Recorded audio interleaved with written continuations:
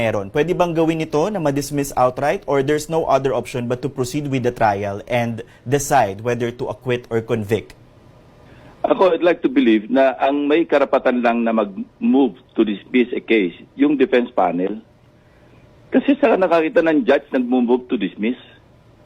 Even assuming na after they have convened, after they have taken their oath, doon, di ba, I don't know, hindi ko nasundan yung kung before or after taking their oath as senator judges na nag-move si Senator De La Rosa Both, sir. ng dismissal. Both, If sir. before, lalo, ha? Before, After? isa pong before, Kung bago before, po mag-convene, hindi pa and na- then inulit niya po Lalong- after.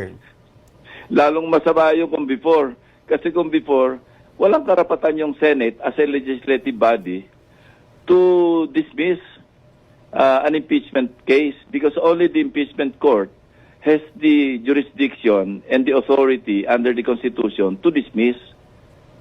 Mhm. Di ba? Pero kung even after yung ma-constitute na sila as an impeachment court, parang hindi pa rin proper because I cannot imagine a judge presiding over a case, no? A hearing. Siya mismo mag-move to dismiss. Mhm. So only the defense panel should do etong move Yeah, to dismiss. of course. And they can only do that kapag nag-start yung trial. Nagta-trial, yeah, pag may trial na. Okay. And this O, early, yung ng evidence of prosecution, di ba may tinatawag tayo sa korte yung demurrer to evidence na hindi na kami mapepresenta ng aming defense kasi mahina naman ang kaso nyo, mag-demurrer to evidence na lang kami. And sometimes, nag-grant yung demurrer to evidence na dinidismiss ng court yung kaso.